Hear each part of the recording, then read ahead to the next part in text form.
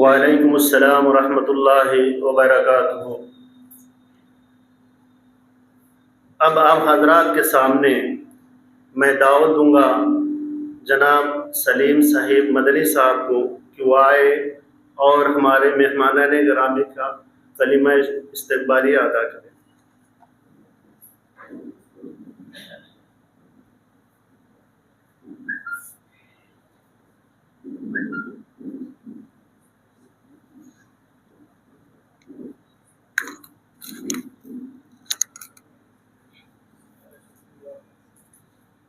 السلام علیکم ورحمۃ اللہ وبرکاتہ۔ الحمد للہ رب العالمین والصلاة والسلام علی رسولہ الامین وبعد، اعوذ باللہ من الشیطان الرجیم، بسم اللہ الرحمن الرحیم، واعتصموا بحبل اللہ جمیعا ولا تفرقوا۔ محترم صدر مجلس، معزز علماء کرام، دور دراز سے تشریف فرما مہمانان گرامی اور عزیز طلباء، ہم اس پرمسرت موقع پر سب سے پہلے رب کریم کا شکریہ ادا کرتے ہیں جس کے فضل و کرم سے آج ہم اس پر رونق بزم میں جمع ہوئے۔ بعدہ حدیث رسول من لم یشکر الناس لم یشکر اللہ کے تحت ہم اپنے مہمانان عظام کا بھی شکر گزار ہیں جنہوں نے اپنے تمام تر مصروفیات کو بالائے طاق رکھ کر ہماری دعوت پر لبیک کہا اور اس ملتقى میں شرکت فرما کر ہماری حوصلہ افزائی فرمائی۔ وجزاکم اللہ خیرا۔ کس قدر آپ کی آمد کا یقین ہے دل کو، کس قدر آپ کی آمد کا یقین ہے دل کو، لب کھلے جاتے ہیں اظہار تشکر کے لیے۔ محترم حضرات، آج کا دن ہمارے لیے یقین و فرحت بخش، آج کا دن ہمارے لیے یقیناً فرحت بخش اور روح پرور دن ہے۔ آج کی یہ شام کس قدر سہانی اور باد نسیم کی بھینی بھینی خوشبوؤں سے لبریز ہے، جس نے مشام جاں کو معطر کر رکھا ہے اور روح کو ایک نئی حیات، حرکت، حرارت اور تازگی و توانائی دے رکھی ہے۔ تمام لوگوں کے چہرے پر مسکراہٹ کی لہر ہے، سب کے دل امنگ، حوصلہ اور جذبات سے شرسار ہیں۔ موسم بھی خوشگوار، ماحول بھی سازگار، فضا مشکبار، قلب و روح کو سکون و قرار اور گلشن یقی کی ہر کلی لالہ زار ہے۔ خوشی کے لمحوں کو تقدیر نے سنوارا ہے، خوشی کے لمحوں کو تقدیر نے سنوارا ہے، یہ ہمارے وقت کا چمکتا ہوا ستارہ ہے۔ معزز مہمانان عظام، آپ کی آمد پر ہم بصمیم قلب آپ کا پرتپاک استقبال کرتے ہوئے آپ کو خوش آمدید و اہلاً و سہلاً و مرحباً بکم کہتے ہیں۔ ہمیں احساس ہے کہ آپ حضرات کی یہ والہانہ محبت و عقیدت جن اعزاز و مدارات کی متقاضی ہے، جن اعزازات و مدارات کی متقاضی ہے، ہم سے اس کا عشر عشیر بھی ادا نہ ہو سکا، یہ جائے کہ ہم کما حق ہو اس کا حق ادا کر سکیں، مگر آپ حضرات کے اخلاق کریمانہ سے ہمیں قوی امید ہے کہ کوتاہیوں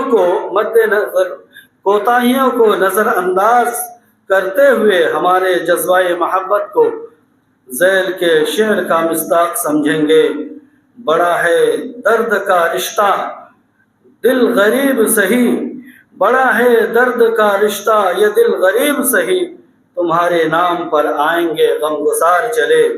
اخیر میں ہم اپنی اور اپنے تمام ذمہ داران مدرسہ کی طرف سے آپ حضرات کا تہہ دل سے شکر گزار ہیں اور رب کریم سے دعا گو ہیں कि इलाहुल आलमीन हमारी इस काविश को शर्फ कबूलियत से नवाजे और हमें इत्तेहाद व इत्तेफाक के साथ दीन की खिदमत की तौफीक बख्शे। आमीन।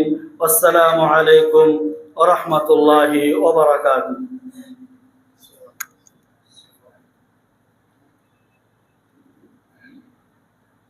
ওয়ালাইকুম আসসালাম রহমতুল্লাহি ওয়া বারাকাতুহু।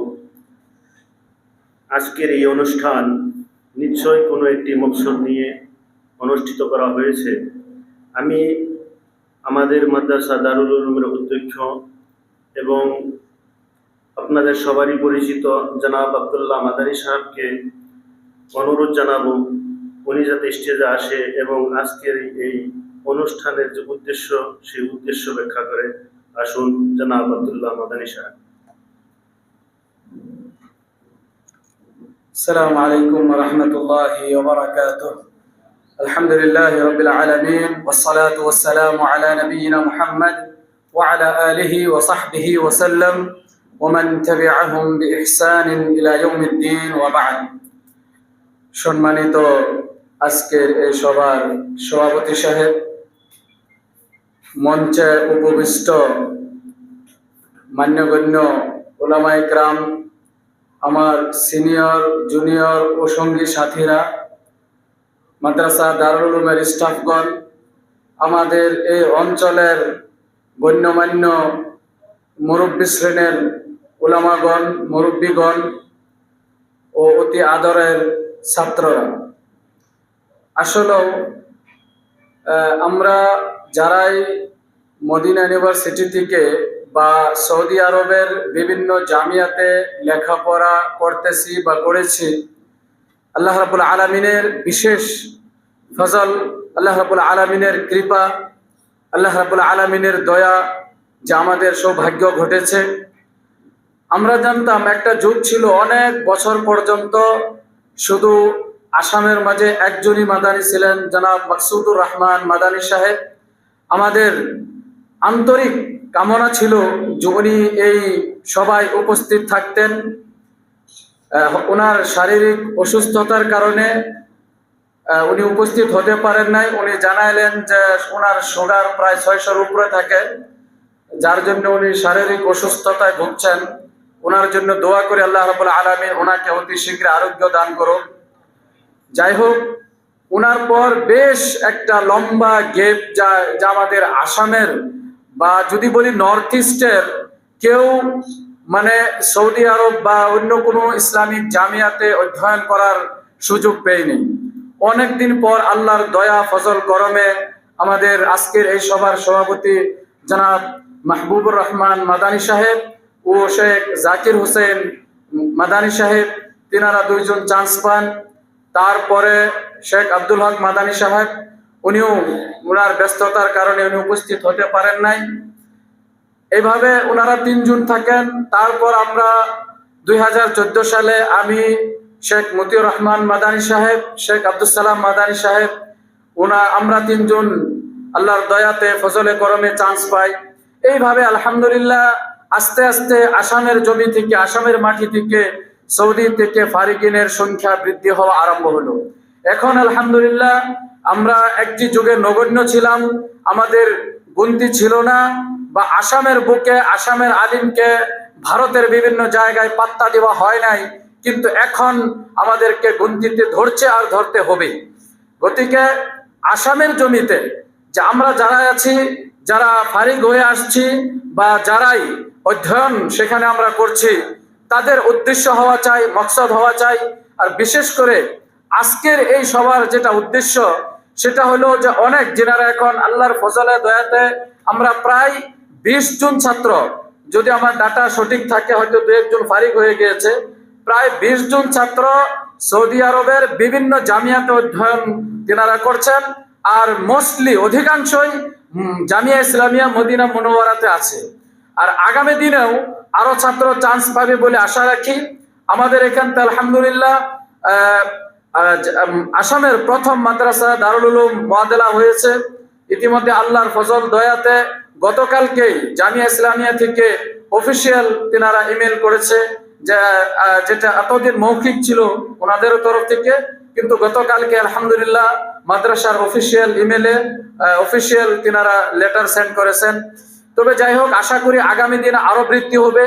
আমরা যখন বিভিন্ন জায়গায় যাই, বিহারে হোক, ইউপিতে হোক, বিভিন্ন জায়গায় যাই, তখন দেখা যায় ঘরে ঘরে, গাঁয়ে গাঁয়ে অনেক মাদানি আছে, যারা তাদের জমি, তাদের সেই জায়গা প্রদেশ অনেক উন্নত হয়েছে, কিন্তু আমরা অনেক পিছিয়ে আছি। এই সংক্রান্তে আমরা অনেক পিছিয়ে আছি। সঠিকভাবে যদি বলি, আসামের জমিতে দাওয়াত ও তাবলীগ বা আহলে হাদিসের যেটা দাওয়াত, সেটা কাজ যদি বলি জিরো হয়ে আছে, তাও হয়তো আমি ভুল বলছি না।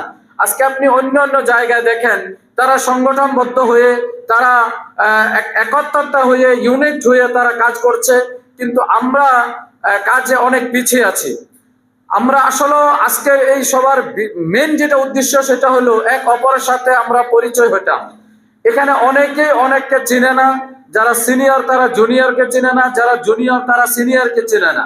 আমি হয়তো অনেকে চিনতাম না, কিন্তু আল্লাহর দয়াতে মাঝখানে উমরাতে গিয়ে সেখানে যারা অধ্যয়নরত ছিল, তিনাদের সাথে একটি বৈঠক করে তিনার সাথে সাক্ষাৎ করা আল্লাহ সৌভাগ্য দিল, যার জন্য চিনতে পেরেছি। এখনো আমরা অনেকে চিনি না, যার জন্য আমরা ভাবলাম যে এক জায়গায় বসা যাক।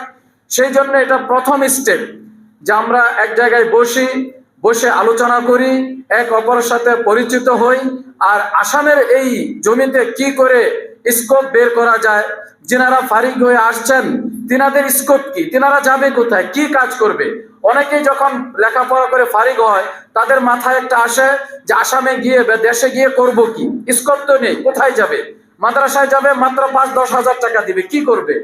আমাদের উচিত যে আমরা ইউনিট হয়ে, আমরা সংগঠনবদ্ধ হয়ে আমরা চেষ্টা চালিয়ে যেতাম। ঠিক তেমনই যারা অন্য জায়গায় অধ্যয়ন করতে চায়, সেখান থেকে ফারিগ হওয়ার পরে কি চান্স আছে, তাদের জন্য কি স্কোপ আছে, এগুলার জন্য নানান, আজকের তো অনেক সংক্ষিপ্ত সময় সবকিছু আলোচনা করা যাবে না। মূলত যেটা আজকে সেটা হচ্ছে পরিচয় পর্ব। সবার সাথে আমরা বসলাম, অল্প আলোচনা করব, সবারই পরিচয় হব। আমাদের যারা ছাত্ররা আছে তারা হয়তো চিনতে পারবে।